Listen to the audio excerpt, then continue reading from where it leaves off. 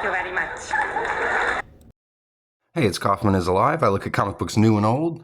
Today I'm looking at all the new comics I picked up at the comic book shop this week. I haven't flipped through them yet, so I'm flipping through them for the first time with you guys. This is always a lot of fun. Hey, May 1st is the 1-year anniversary of me starting my channel 1 year ago. I just got over 400 subscribers yesterday. Really trying to get up to 500 by that 1-year anniversary. So if you guys have been watching my videos or you've watched any of my videos and you haven't subscribed yet, please do that. I would really appreciate it.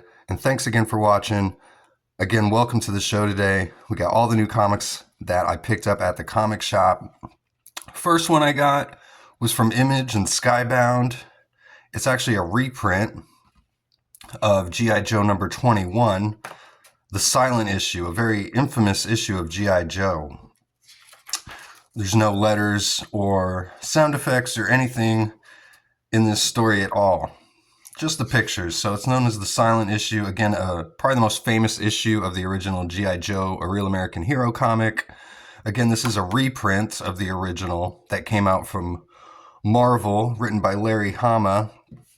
And he did the breakdowns on the artwork with Steve Leilola doing the finishes on this book. So I actually got mine signed here by the cover artist, Stuart Sager.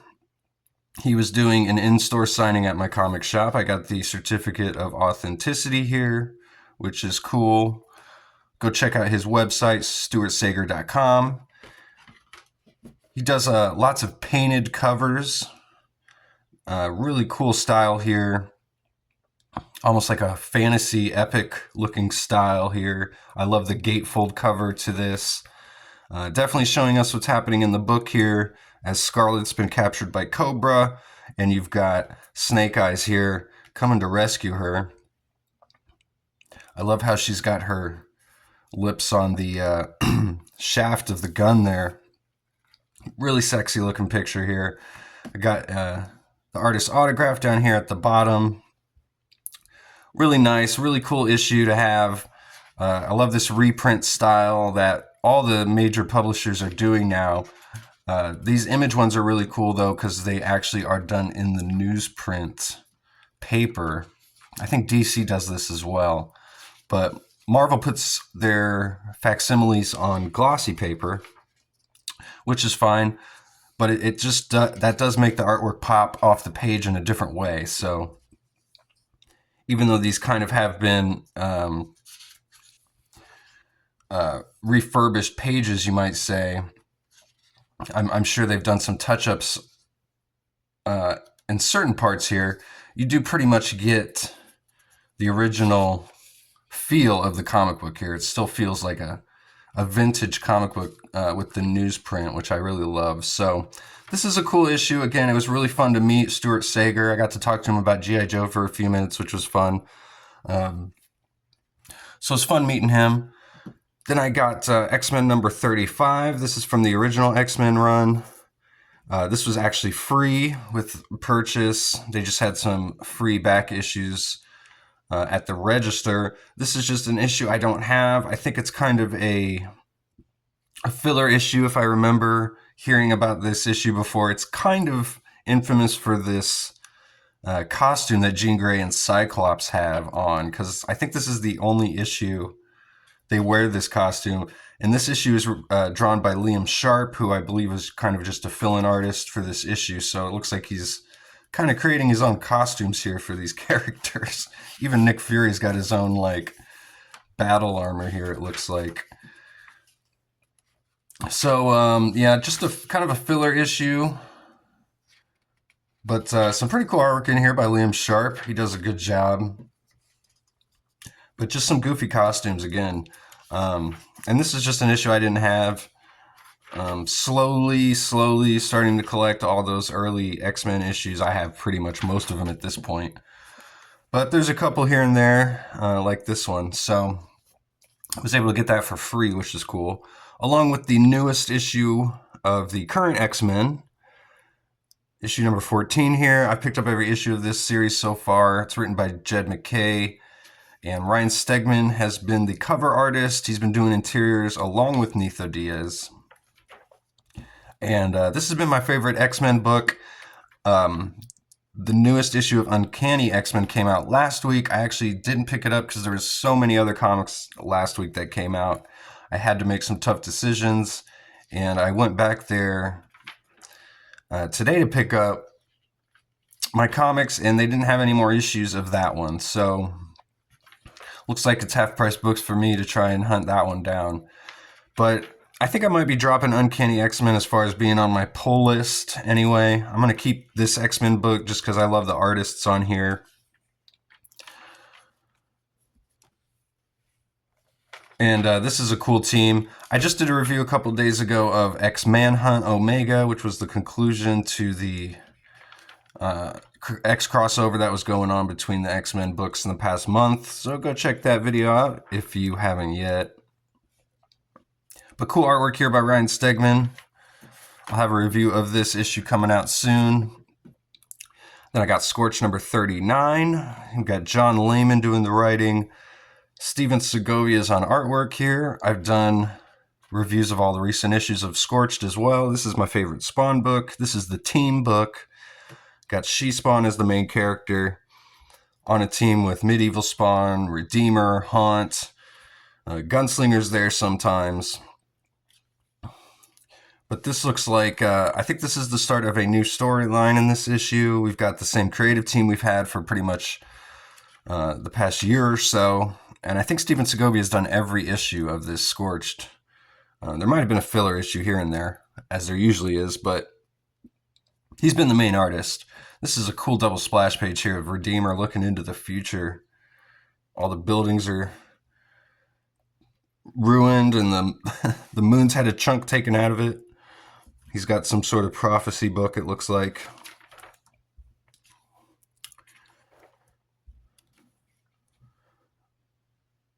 We've got the host of Medieval Spawn. In the last issue, he was warned if he ever put the helmet back on and transformed into Medieval Spawn, he would immediately get his head cut off. But we finally get the return of Medieval Spawn after like a year, which is cool. And I think there's a new Medieval Spawn miniseries that's about to come out as well, which I might be picking up because I love the design of Medieval Spawn. I think he's a really cool character. I had the action figure when I was a kid, the original Medieval Spawn action figure from Todd's Toys. So Scorch number 39. This is a $2.99 comic book. X-Men was $4.99. I think I forgot to mention. Then we got Absolute Superman number 6. This is the return to Smallville. We really haven't had any storyline advancement or hints about Smallville at all, except that we saw, I think it was Ma Kent was in a nursing home at the end of a couple issues, and they clearly have some connection to Kal-El here. So it looks like we'll be learning about this. The main difference here is that Kal-El is much older, obviously, when he arrives on Earth. He's not a baby, so even though he's kind of being raised, I guess, as a teenager here by the Kents, he grew up with his parents on Krypton, so he has some memories of them. But it looks like we got the authorities showing up to take him away, because obviously he's an alien. But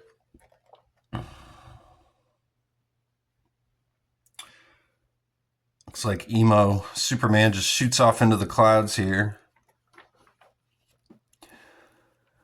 But I like this book. This whole series has been pretty cool. It's a nice new take on Superman. I guess he's a little bit edgier.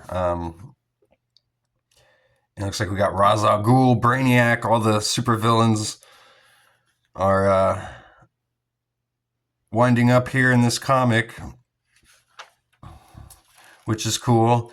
Absolute Green Lantern number 1 just came out this week as well. I did not pick that one up.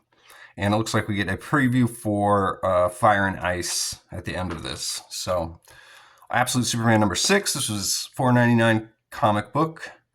And the final one I got today is the one everyone's been talking about. This is all new Venom number 5, the reveal of Mary Jane as Venom. Yeah. Let me know what you guys think about that in the comments. I'll be coming out with a review of this one soon because this some very polarizing views on this comic. I picked up the entire run of the last Venom series that was written by Al Ewing, the same writer who's doing this.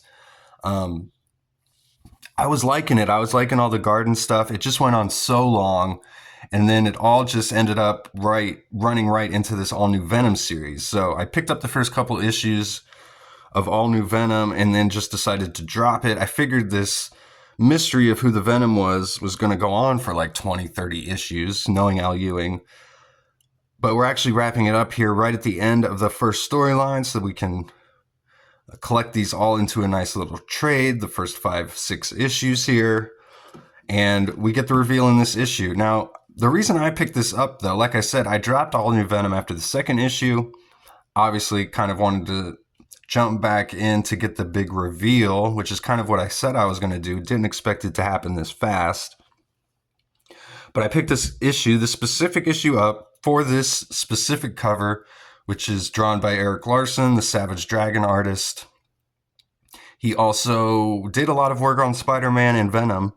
He's actually the guy who invented the giant long tongue that is sticking out of Venom's mouth there. A lot of different artists kind of had different components, adding to Venom and such. So I'm pretty sure that was Larson's contribution to the character was the tongue, which we get a giant tongue here, which is probably a tip of the hat to that. But I love Eric Larson's work here.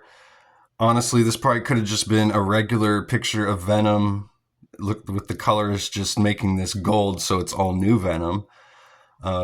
And Venom has fought, I think he fought some AIM/jury guys in the first couple of issues, so this kind of does tie into what's been going on. But no Mary Jane, who is Venom cover here, which is kind of interesting, just a kind of random drawing, but a cool drawing by Larson nonetheless. I love the old school Marvel Comics group logo on here with the corner panel. This is what Larson does. He does the same setup in his Savage Dragon comics, which I think is interesting. So let's open this up. Like I said, I haven't gone through any of these comics yet. This is the first time I'm looking at them, so I'll definitely read this one and come out with a review of it. Got Al Ewing, like I said, writing. Carlos Gomez is the artist on this series. There's been a bunch of other suspects: Rick Jones, Robbie Robertson, Luke Cage, Madam Mask. Here's Paul showing up, who's MJ's current partner. Instead of Peter, it's Paul. And personally, way back at the beginning of this series, I made my guess as to who I thought the new host of Venom would be, and I picked Paul. Because in that first issue, they gave us the list of the 4 suspects, but we also had a scene with Paul and Mary Jane. And you just kind of, as the reader, you could kind of tell they were hinting at, it could also be Paul or Mary Jane. So I was hoping for Paul. I thought that would be really cool. If Paul was Venom, it would set up a nice new dynamic between Peter, Spider-Man, and Venom by having the guy who is currently with MJ be Venom. That's kind of interesting, I would think. But I can kind of understand why Marvel didn't make Paul Venom, because you kind of want the main character of your book to be likable, and no one likes Paul. Which kind of makes me think why they maybe editorialized everything and switched it up to Mary Jane. I can't imagine Mary Jane was the first choice. Maybe she was. They've been doing some weird stuff with her character the past few years. I don't think I'm alone in thinking that they were going to kill her off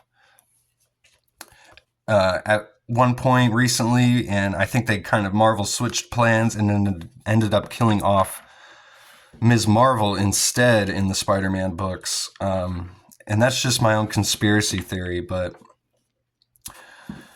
so there we go. All new Venom, the reveal of Mary Jane as Venom. Let me know what you think in the comments. I'll get around to reading this and come out with a full review of it instead of just this quick first look. But again, these are all the comics that I picked up today. Thanks again for watching. Please subscribe. Trying to get to 500 by the end of the month. Go read comics.